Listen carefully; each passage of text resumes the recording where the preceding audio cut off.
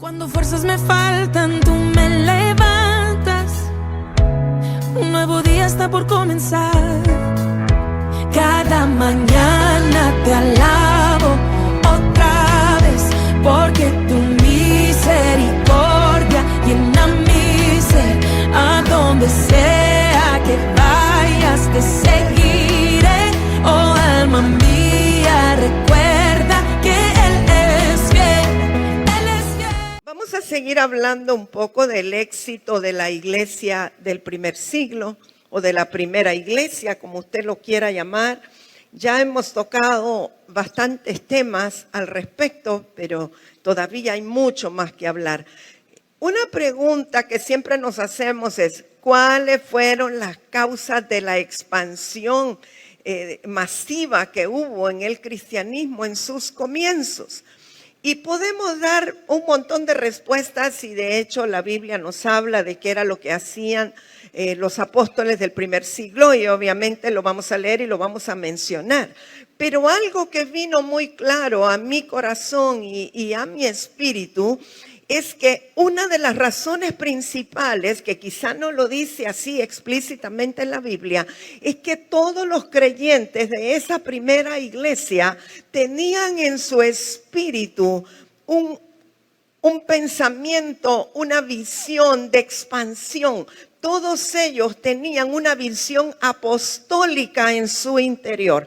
Usted no necesita ser apóstol para ser apostólico, pero porque hay un manto de apóstol que le cubre, entonces usted tiene que ser apostólico. Y esta gente, todos los creyentes, los fieles, los nuevos adeptos, aunque no fueran apóstoles, ellos nacían ya bajo un manto apostólico y tenían una mentalidad y una visión apostólica. ¿Qué es tener una visión apostólica? Tiene que ver con extensión, tiene que ver con ensanchamiento, tiene que ver con ir hacia afuera, tiene que ver con alcanzar las naciones, tiene que ver con no contentarme con lo que pasa aquí en la iglesia local, sino que entiendo que tengo que llevar esa visión y ese fuego hacia afuera. Cuando el Espíritu Santo llamó al pastor Elías a levantar los altares de adoración, no sé, 5 años, 7, ¿cuántos serían? ¿Hace cuántos? ¿Hace 9? Sí, más o menos. Él recibió lo de los altares de adoración y obviamente comenzaron aquí, pero luego se expandieron hacia todos los departamentos, a los 18 departamentos y después a los 298 municipios, y después se expandieron a las diferentes aldeas y comunidades. Esa es una visión apostólica, y donde quiera que yo voy ahora a ministrar, a predicar, a compartir, lo primero que me preguntan es: ¿y el pastor Elías sigue haciendo los altares en los diferentes lugares? Es lo primero que me preguntan. Y no es que lo conocían como el hijo de la hermana en Mamelia, sino que lo conocían como el hombre de la visión de los altares de adoración para Honduras.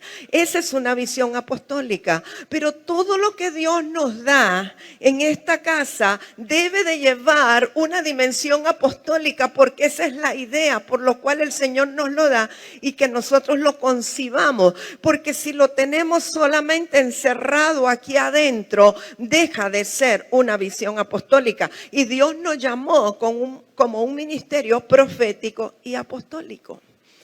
Yo le decía esta mañana a mi esposo: a veces vienen personas que Dios nos trae para que sean apoyo en el ministerio, aunque vengan como personas que están trabajando y tengan un salario.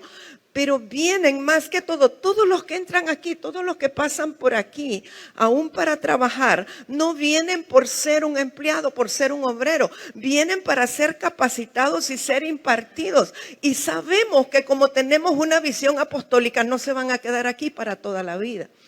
Una de las cosas que a nuestro amado hermano Roger le cuesta es que cada vez que él comienza a capacitar a alguien para el sonido o para las cámaras, le dicen: démelo porque lo ocupamos para la alabanza, o démelo porque tiene que irse a servidores. Y él me dijo un día: yo ya no vuelvo a formar a nadie más porque todos me los quitan.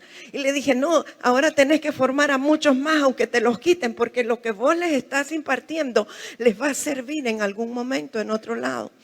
Entonces estaba viendo que las personas que han pasado por aquí, aún para trabajar, sea como maestros en Sunshine, sea en la parte administrativa de Muna, y a veces llegan a ser personas tan capacitadas, tan eficientes, que captaron tan bien la misión, que saben hacer las cosas con los ojos cerrados, que uno dice, ay, yo la quiero tener para toda la vida, o lo quiero tener para toda la vida, ay, que nunca se vaya. Y en el momento que la persona nos dice, fíjese que me voy, ay, le entra a uno un frío de la cabeza a los pies. ¿Cómo? Y a veces uno le pregunta, el otro año, no, dentro de 3 días, dentro de 5 días. Y parece que uno se queda congelado, como dicen mis nietos, te quedas congelado, frisado. Así me he quedado yo varias veces, porque no ha sido una vez, han sido muchos.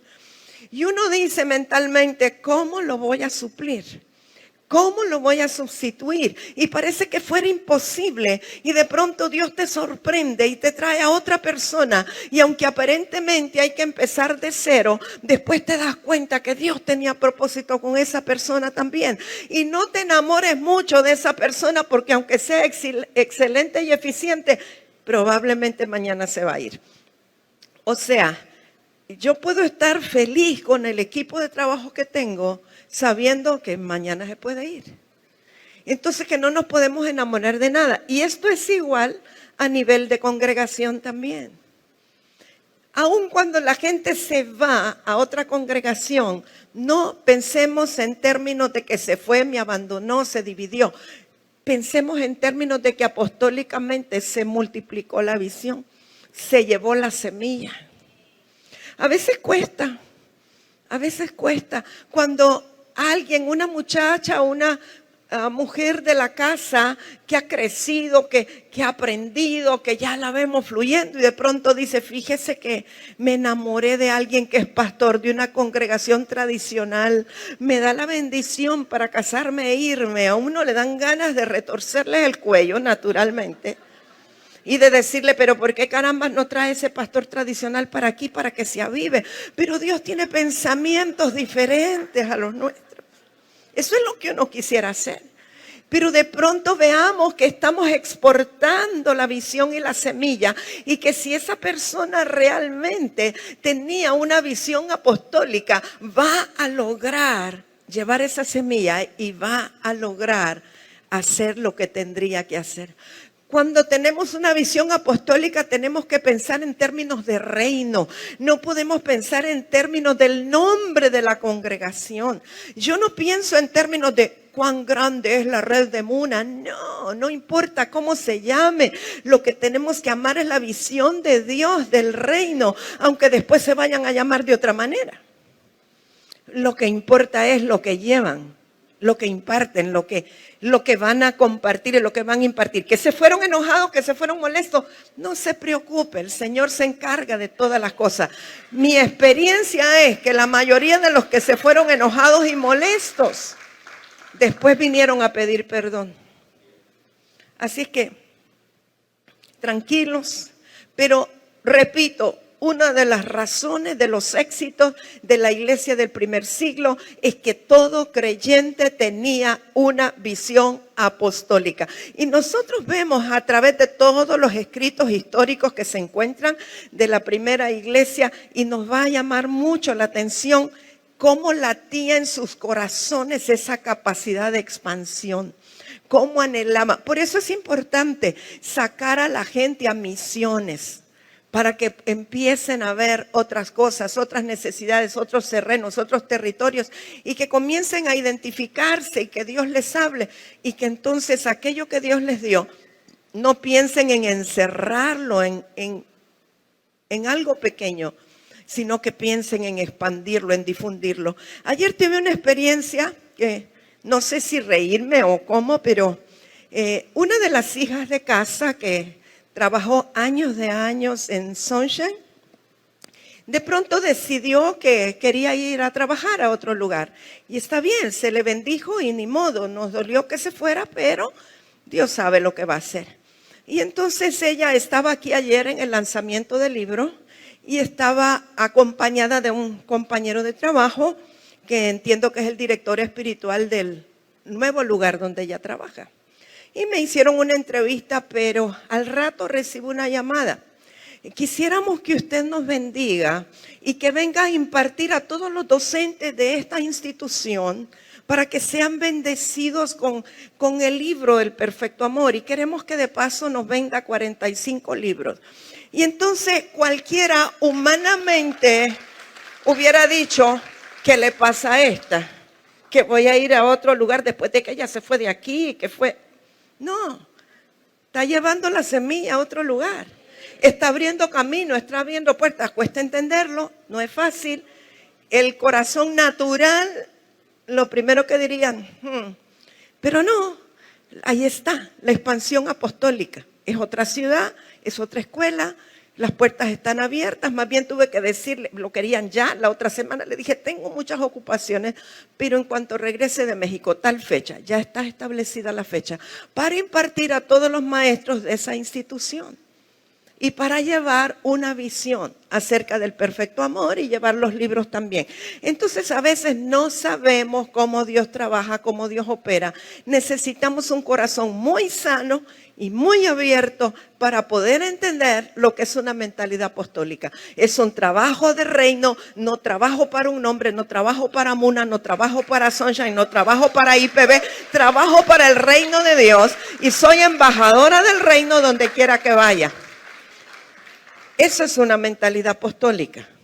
No es muy fácil desarrollarla, no es muy fácil. Pero bueno, quiero que vaya conmigo a Hechos capítulo 2.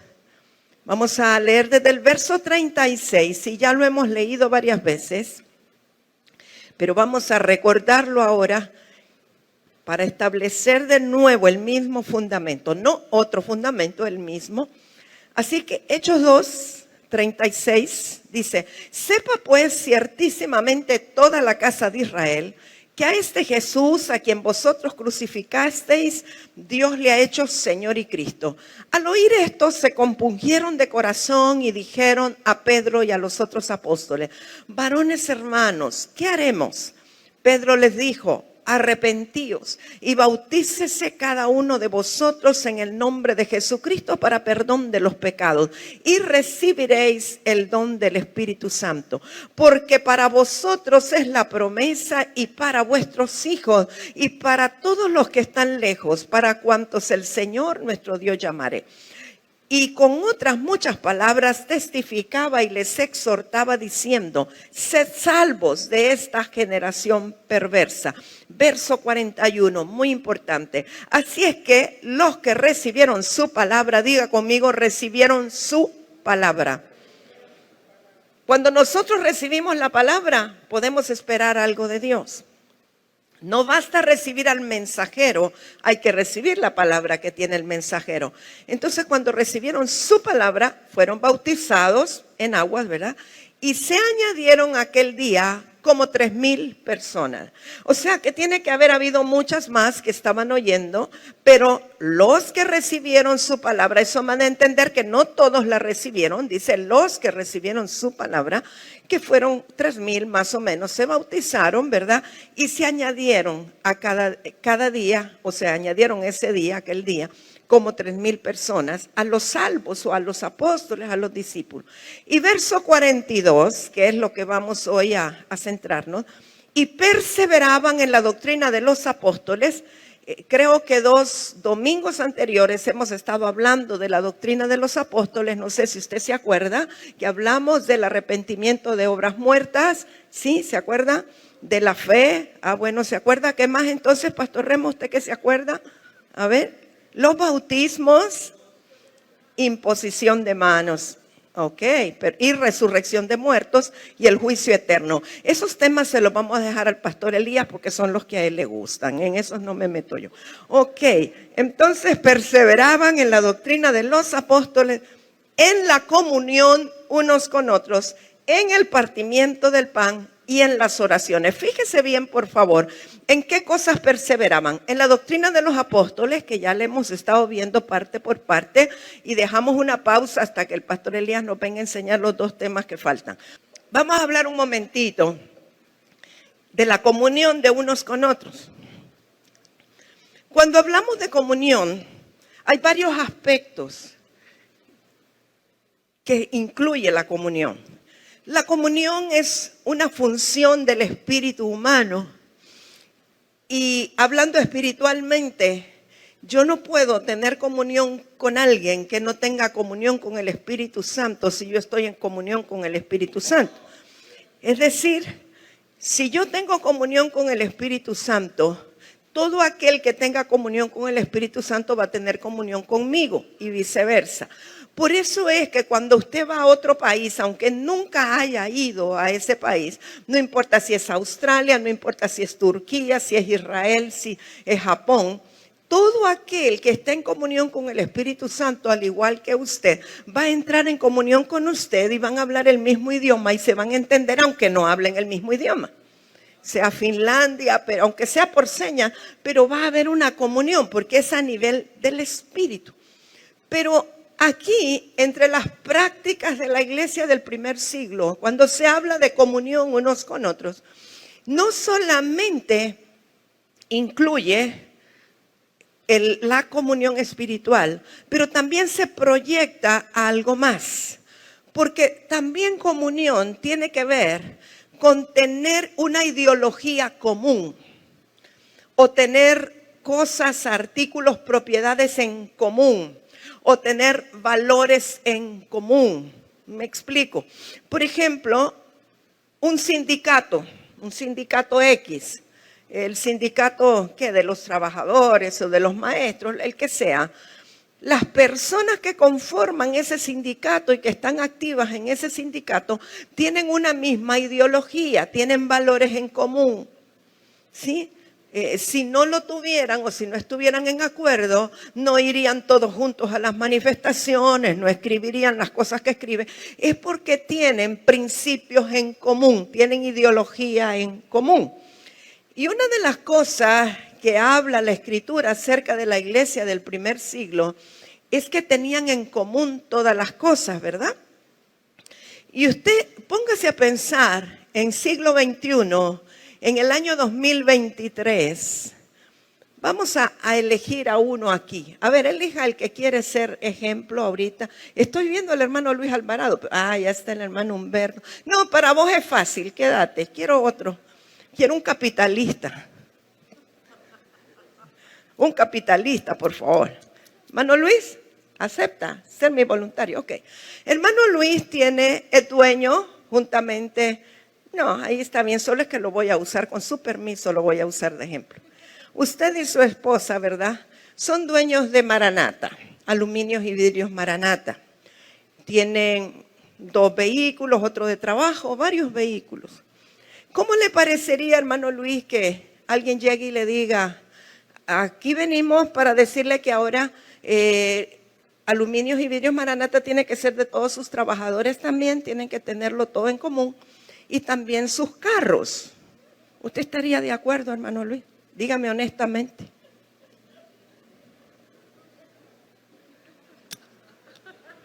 Creo que agarraría la escopeta de cacería, ¿verdad? Ok, ¿por qué? ¿Qué es lo que pasa? Yo agarré al hermano Luis como un ejemplo, puedo tomar al hermano Josh Butler, y alguno va a querer parecer muy espiritual y decir, sí, pero no es verdad. O sea, seamos nosotros honestos, ¿por qué hoy día el sistema que nos envuelve nos ha hecho sentir que yo poseo esto es mío, esto es mío, esto es mío? ¿Sí? Y nos cuesta a veces hasta darle jalón en el carro a alguien. No digamos tener en común las cosas. Recuerdo que en la inundación previa al Mitch, creo que fue en 1997, porque en el Mitch ya no estábamos en esa casa. Pero en 1997 que hubo una inundación en La Lima, 96 fue, gracias. Mire, tengo mi escriba historiador. 1996, tuvimos una inundación que nosotros sí fuimos muy afectados en la casa donde vivíamos y obviamente nuestros vecinos también. Y frente a nuestra casa, ¿quiénes creen que vivían? Una familia de testigos de Jehová. Interesantemente, la niña, la hija de ellos, era la mejor amiga de Rebeca. aunque ella era testigo de Jehová y Rebeca, pues creyente, cristiana. Ahora, ¿qué íbamos a hacer nosotros? Nosotros teníamos una casa de 2 plantas. Inmediatamente nos fuimos para arriba, la segunda planta, aunque abajo estaba terrible. No íbamos a dejar a nuestros vecinos que no tenían dónde irse y que estaban inundados. Y nos tocó, no sé cuántas noches, pero compartir con los testigos de Jehová en el mismo piso, durmiendo juntos, comiendo juntos. Y yo me imagino que así era en la iglesia del primer siglo, donde tenían en común todas las cosas. O sea que lo que llevaban o lo que llegaba para alguien era para repartirlo todo. Pero hemos llegado a un punto, y no se malinterprete, no soy socialista, no soy comunista, no soy populista. Estoy queriendo que lleguemos a principios que son muy importantes, que el Señor nos dejó, pero que nosotros hemos ido dejando porque los sistemas económicos que nos fueron enseñados por Grecia nos hicieron empezar a abarcar: esto es mío, esto es mío, esto es mío. Un sistema capitalista de extrema derecha, digamos. Entonces, claro, cuando yo creo que esto es mío, entonces, pero cuando por revelación del Espíritu Santo empiezo a entender que todo es del Señor y que nada es mío, sino que solo soy un administrador de lo que es del Señor, la visión cambia. Porque entendemos que aunque yo comparta algo de lo que el Señor me dio a administrar, a mí nunca me va a faltar nada. Yo siempre recuerdo cuando vivíamos en el Merendón y teníamos un carro, o Rigo, creo, el del trabajo, no recuerdo, un 4x4, que era de los que podía subir bien allá a la montaña, porque no cualquier vehículo podría subir. Y las otras personas que tenían ese tipo de vehículos no le daban jalón a nadie. Y si acaso les cobraban, o sea, cobraban una cuota por subir. Y aunque el carro que Rigo tenía o manejaba era nuevo, él nunca dejó de darle jalón a las personas que estaban en la carretera pidiendo jalón. No le importó que estaban enlodados, no le importó que le iban a ensuciar el carro, no le importó nada, sino que siempre compartió lo que Dios nos había dado. Ahora, no es fácil llegar a ese punto en donde entendamos que debemos tener en común todas las cosas. Yo sé que en Cuba les ha tocado vivir eso. Quieran o no, por la fuerza, no por la buena, ha tocado vivir eso. No les queda de otra. Y es un pueblo que usted cuando llega se da cuenta de la generosidad de ellos y del sentido que tienen, de que lo poquito que tienen lo van a compartir con todos los demás. Y yo he visto la mano de Dios allá en Cuba, como de un cerdito Dios puede multiplicar para un montón de gente, pero ellos tienen esa conciencia de que esto poquito que tengo es para compartirlo a todos. No van a dejar con hambre al amigo, al vecino, al pariente. Todos están con compasión por los que están allá, que están necesitados. Entonces, ¿dónde quiero llevarlos? No les estoy queriendo llevarles a que asuman una posición política. No estoy hablando de eso, sino que nosotros como hijos de Dios podamos entender que todo es del Señor y que lo que nos ha dado para administrar es porque Él quiere que nosotros a través de esas bendiciones podamos también llenar las necesidades de otros, podamos ayudar a otros, podamos calmar las necesidades que otros tienen, a través de distribuir y de tener algún tipo de acción social, pero sobre todo que nosotros individual y personalmente no nos apeguemos a lo que llega a nuestras manos. Hay muchas cosas. Si usted va y revisa su casa, le aseguro que va a encontrar que tiene varios artículos del mismo y que solo necesita uno. Quizá tiene 3 ollas grandes y con una basta, y hay otros que no tienen ninguna. O sea, comencemos quizá por practicar en las cosas sencillas y pequeñas para que eso nos ayude al desprendimiento y a darnos cuenta que hay un principio establecido por parte del Señor de que todo es suyo y que Él quisiera que todos tuviéramos suplido lo necesario, ¿verdad?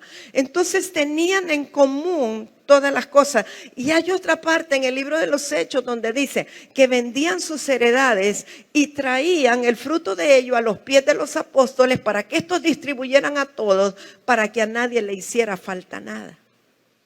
Es decir, si había gente con necesidad, pero había otros que tenían tremendas mansiones o tremendas propiedades o lo que sea, lo vendían. Y con ese dinero se suplían las necesidades de los que no tenían. Eso era un principio de la iglesia apostólica del primer tiempo. Y yo creo que parte de la visión apostólica es que nosotros podamos ver las necesidades de todos.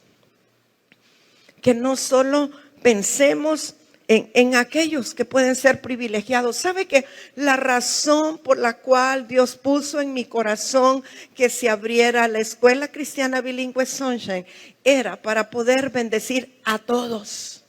Para que los que no tenían la capacidad de pagar una escuela cristiana bilingüe tuvieran acceso a ella.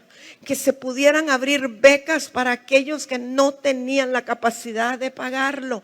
Esa fue la visión. Y cuando nos vemos en aprietos para poder salir económicamente con la escuela, le digo, Señor, pero tú me dijiste que lo hiciera porque tú querías bendecir a los hijos de los trabajadores. A Dios no le importa que sea el hijo del yardero o que sea el hijo del conserje o del que hace mandado, que todos tuvieran la misma oportunidad. Y eso sigue vivo en mi corazón. Y sé que es un principio del Señor. Y por eso yo creo que Dios va a honrar el que sigamos todavía sosteniéndolo. Y el que hagamos cualquier tipo de sacrificio para poder ponerlo a flote. Uno diría, la manera de que salgamos de deudas es cancelar las becas. Y yo dije, no, definitivamente no. Esa no es la forma. Porque iría en contra del principio del Señor. Entonces solo pedimos sus oraciones para que podamos sobrevivir, ¿verdad? Pero eso fue lo que el Señor nos dijo. Entonces vamos ahora al partimiento del pan. Bueno, creo que queda claro lo de tener en común todas las cosas. Le agrego algo antes de ir al partimiento del pan. Si nosotros como iglesia del reino viviéramos estos principios de la iglesia apostólica, el comunismo no prosperaría en nuestros países.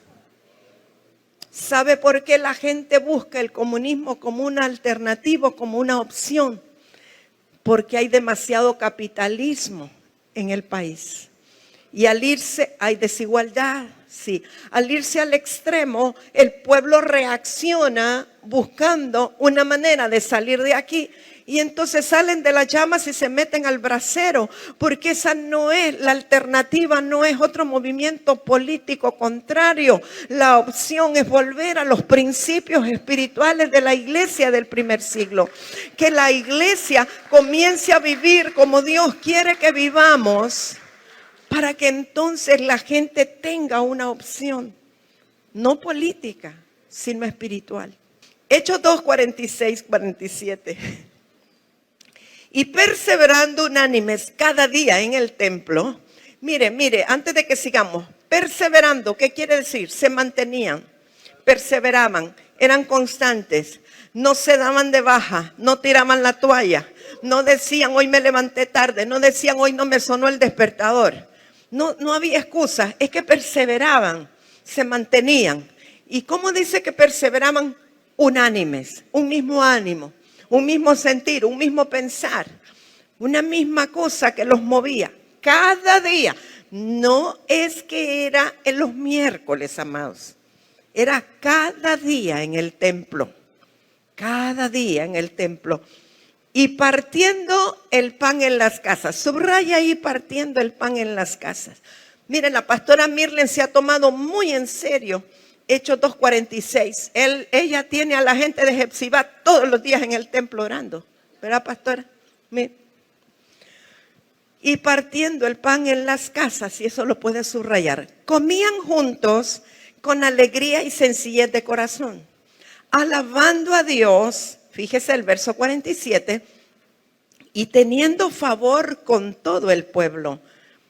O sea, aunque el pueblo no fuera creyente, los apóstoles tenían favor con el pueblo. Eso es muy importante. Y el Señor añadía cada día a la iglesia los que habían de ser salvos.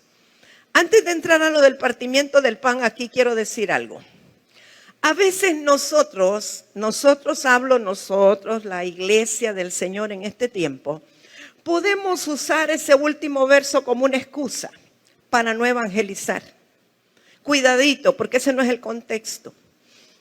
Y pueden decir, no necesitamos ir a evangelizar, porque aquí la Biblia dice que el Señor va a añadir cada día los que han de ser salvos. Entonces me lo va a traer aquí. No es eso lo que dice. ¿Sabe cuándo es que el Señor añade los que han de ser salvos? Cuando cumplimos lo anterior, que es perseverar en la doctrina apostólica, partir el pan, tener comunión unos con otros, tener todas las cosas en común. Cuando cumplimos eso, entonces cuando ellos predican, la gente recibe la palabra, como lo leímos anteriormente, y los que reciben la palabra inmediatamente son bautizados y el Señor los añade. Pero no es que usted se va a quedar sentado aquí cantando aleluya, Yeshua todo el día, esperando que le añadan los que van a ser salvos. No, hay una premisa. Usted tiene que cumplir lo que dice aquí primeramente, para que entonces añada el Señor. Pero ¿a quiénes va a añadir? A los que escuchan la palabra. Alguien tiene que predicar la palabra. Y alguien los tiene que bautizar. Y ellos van a creer y entonces van a ser agregados los que son salvos. Dice los que habrían de ser salvos. Hay otra versión que dice que el Señor añadía los que iban siendo salvados. Es decir, que los que se iban salvando, el Señor los añadía al grupo, que ya ahora ya eran más de 3,000, no sé cuántos eran para este momento. Pero bueno, vamos a lo de el partimiento del pan, aunque, perdón, en el verso 47 dice alabando a Dios. O sea, que no solo era que se reunían para comer pan, estaban unánimes, estaban en el templo, estaban todos los días, pero dice que alabando a Dios. O sea, la alabanza siempre fue un elemento importante en la iglesia del primer siglo. La alabanza, y no como nosotros aquí. Mire, esto que tenemos aquí, esto es una copia, el escenario, el púlpito, esto es una copia de la iglesia católica, o es una copia de otro tiempo. En la iglesia primitiva no era así, era del antiguo pacto.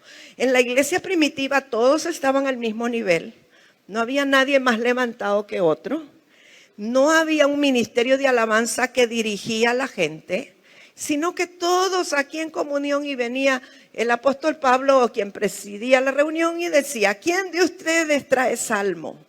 Y entonces venía una viejita ahí toda desentonada y empezaba a cantar un salmo y los demás le seguían. No le hacían pruebas de audición, no recibían clases de canto.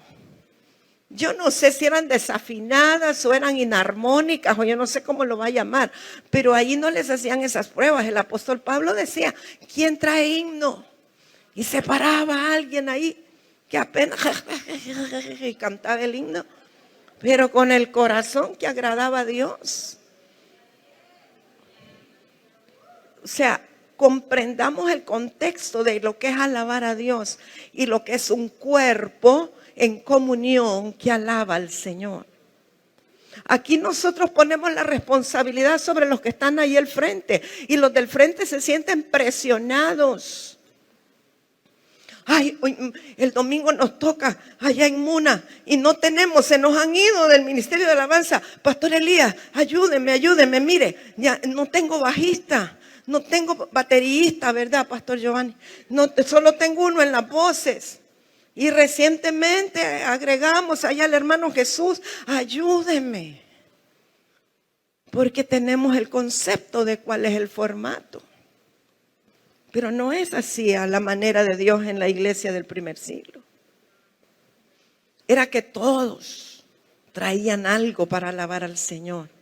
Todos tenían una forma. ¿Sabe cuando comenzó la iglesia Piedras Vivas? Por cierto, estamos de celebración todavía. Estamos en el marco del 27 aniversario de la iglesia Piedras Vivas.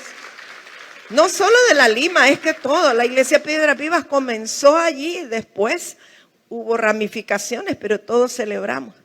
Y en ese tiempo había venido una hermana que muchos conocen, la hermana Angelina, ¿verdad? ¿Cuántos conocieron a la hermana Angelina?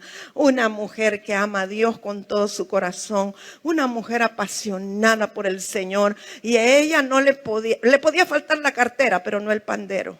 El pandero iba delante de ella y aunque todo lo demás le faltara. Y hermana Angelina empezaba con aquel pandero. Yo me imagino, los que son músicos, ¿verdad? Se tapaban los oídos. Y decía, ay, Dios mío. Ella no sabía cuándo tocar o cuándo dejar de tocar. La hermana Angelina con toda la fuerza y todo el corazón era tengue, tengue, tengue, tengue, tengue, tengue, tengue. Quizá nos incomodaba a nosotros, pero a Dios era parte de su vida, era parte de su alabanza al Señor. Ella estaba siempre ahí, aunque le dolieran las piernas, como estuviera, ella se ponía en pie y tocaba con aquel pandero y nadie con más pasión que ella. Y creo que ese era el modelo de la iglesia del primer siglo.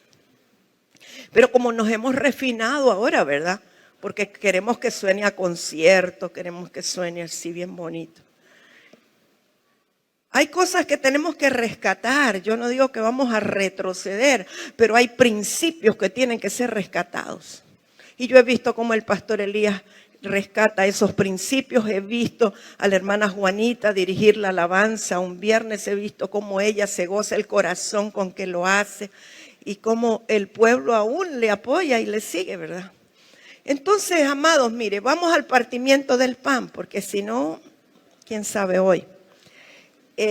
Fíjese que la frase partimiento del pan no es lo que muchos creemos, que pensamos que se trata de la cena del Señor. Pues no, fíjese que eso ya era una costumbre judía, sobre todo de los celotes, o sea, los esenios, de los mismos de Juan el Bautista. Y ahí está mencionado en los registros de los esenios. Esta gente, los celotes, llevaban a cabo comidas en comunidades donde había un líder espiritual que era el que oraba por el pan. Entonces, este líder, después de que oraba por el pan, lo partía y cada uno recibía su porción. Ahora, ¿cuál es la primera vez que en el Nuevo Testamento nosotros vemos que se menciona el partimiento del pan? En Lucas 24, 30 y 35, o al 35 ya lo vamos a ver, que es cuando iban por el camino de Maús, ¿se acuerda? Que Jesús iba con ellos, con aquellos del camino de Maús, iban platicando, ni se habían dado cuenta que era Jesús el que iba con ellos, aunque dicen que les ardía el corazón, pero luego entraron a una casa donde estaban ahí comiendo los discípulos y Jesús era como el invitado que partió el pan y les empezó a dar pan a los demás que estaban ahí. Entonces, cuando lo vieron cómo partía el pan, reconocieron que era Jesús. Ahora, vamos a leer lo que dice. Lucas 24, vamos a leer del 28 al 31. Llegaron a la aldea donde iban, estoy hablando del camino a Emaús, y él hizo como que iba más lejos, o sea, Jesús hizo como que iba más lejos. Mas ellos le obligaron a quedarse, estos dos diciendo, quédate con nosotros porque se hace tarde y el día ya ha declinado. Entró pues a quedarse con ellos. Y aconteció que estando sentado con ellos a la mesa, tomó el pan y lo bendijo, lo partió y les dio. Entonces les fueron abiertos los ojos y le reconocieron, mas él se desapareció de su vista. Si nosotros pretendiéramos decir que el partimiento del pan tiene que ver con la cena del Señor, aquí está eliminado, porque en este momento que Jesús se aparece a estos dos del camino de Maús, todavía no se comenzaba a practicar la cena del Señor. Entonces se está hablando de un partimiento del pan que era una costumbre de los esenios o de los celotes y que es una costumbre judía. Entonces el partimiento del pan tiene que ver con sentarse a tomar café con pan, como dice Papa Rigo, pero que había alguien que bendecía el pan y que lo compartía. Yo me imagino que ese alguien era el responsable de que ajustara para todo el mundo, ¿verdad? Porque si no, se lo comían sin que hubiera sido repartido. Entonces, el tener las cosas en común y el participar del partimiento del pan o del pan repartido o compartido era muy importante. Por eso Jesús dijo, cuando instituyó la cena del Señor, dijo, yo soy el pan que por ustedes es partido, refiriéndose a la costumbre de los esenios. Entonces, ahora vamos con el tema de las oraciones, porque dice que perseveraban en las oraciones.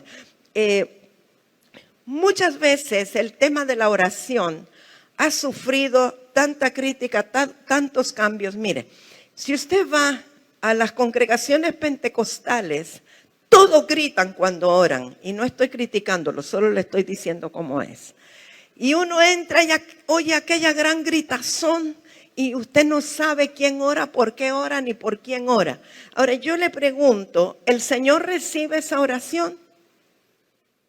¿No saben qué contestar, pastor?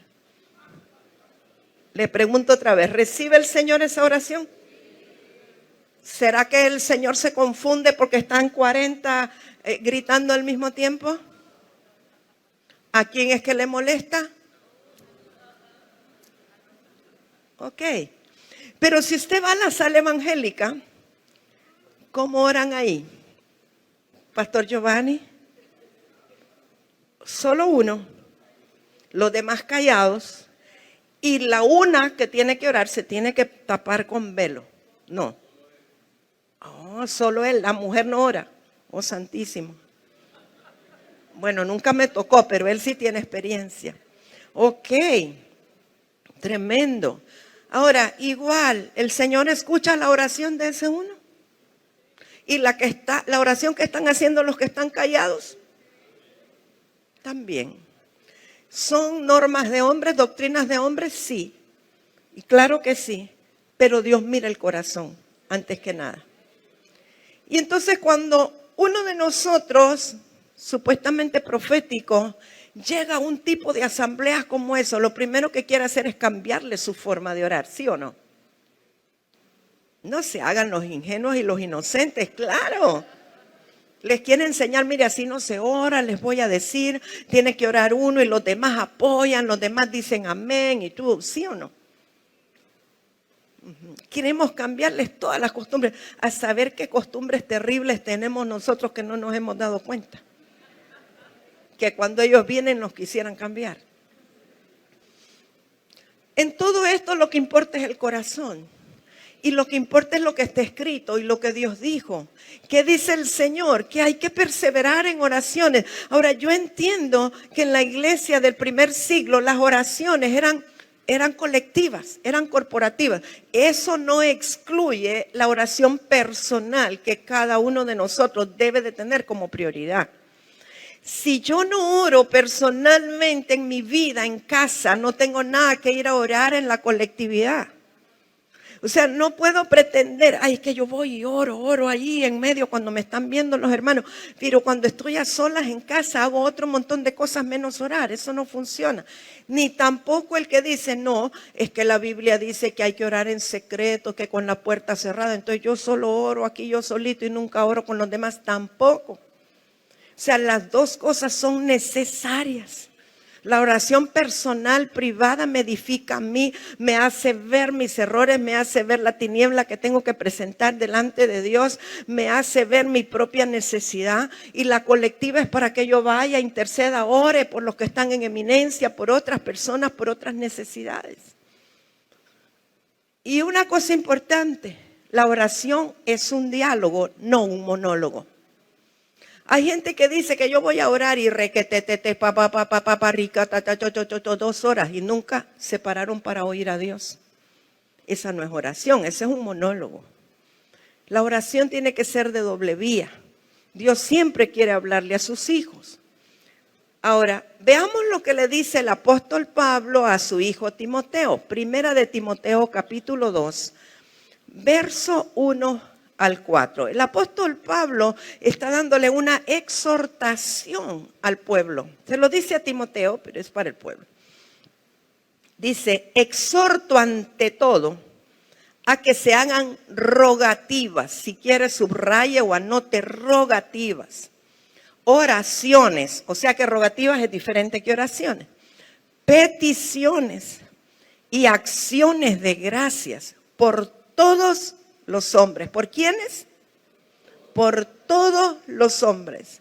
Estaba platicando con alguien en estos días que cuando ocurrió lo del terremoto de Siria y de Turquía, esta persona le dijo a su hijo, vamos a orar por la gente de Siria, por la gente de Turquía.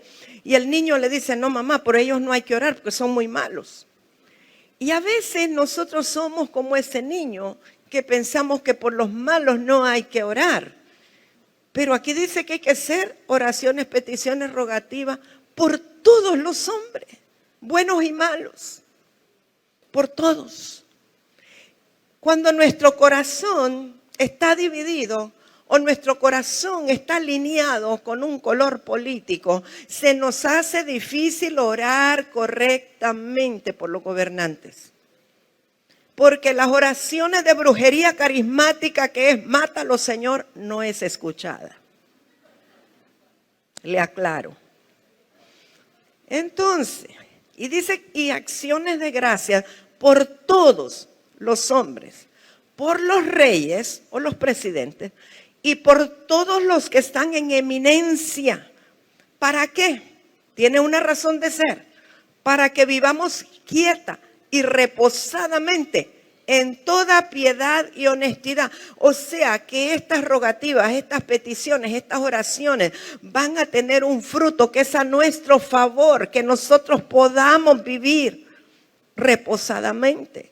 Porque esto es bueno y agradable delante de Dios nuestro Salvador, el cual quiere, ¿qué quiere Dios? Verso 4, miren lo que Dios quiere, que todos los hombres sean salvos. ¿Qué quiere Dios? Los de Japón, los de Turquía, los de Siria, los de Australia. Dios quiere que todos sean salvos y vengan al conocimiento de la verdad. A nosotros nos corresponde orar para que sean abiertos los ojos de ellos y se cumpla el deseo de Dios. A lo mejor no vamos a ir nosotros a predicar a Turquía o quién sabe, ¿verdad? Pero podemos orar para que sus ojos sean abiertos y que alguien vaya y les predique el verdadero evangelio. Que ellos conozcan a Cristo. Tengo unos días de estar diciendo, quiero ir a Turquía, quiero ir a Turquía. Ay, Señor, cuando vino el terremoto, no quiero ir a Turquía. Voy a orar por Turquía. Siempre me llamó la atención porque Turquía es lo que en la Biblia se llama el Asia Menor, que fue totalmente cristianizada. Y que cómo es posible que después quedó en lo que quedó. Y yo digo, algo tiene que haber en el espíritu que se puede reactivar para que el 100% de cristianismo que hubo vuelva. Ahora hay 0.001. Veamos en Efesios capítulo 6, volviendo a las oraciones. Verso 18. Orando en todo tiempo. ¿Cuándo? ¿Qué quiere decir todo tiempo? Las buenas, las malas, en invierno, en verano, de día, de noche, en todo tiempo. Hay quienes dicen, mire, yo puedo orar hasta la medianoche, yo soy bueno para las vigilias, pero a mí que no me pidan que madrugue. Está bueno. Hay unos que son búhos y otros son pájaros mañaneros, no importa. Los búhos que oren hasta la medianoche y los pájaros mañaneros que oren en la madrugada. Pero aquí dice que en todo tiempo. Orando en todo tiempo, con toda oración, o sea, con toda forma y tipo de oración y súplica en el Espíritu.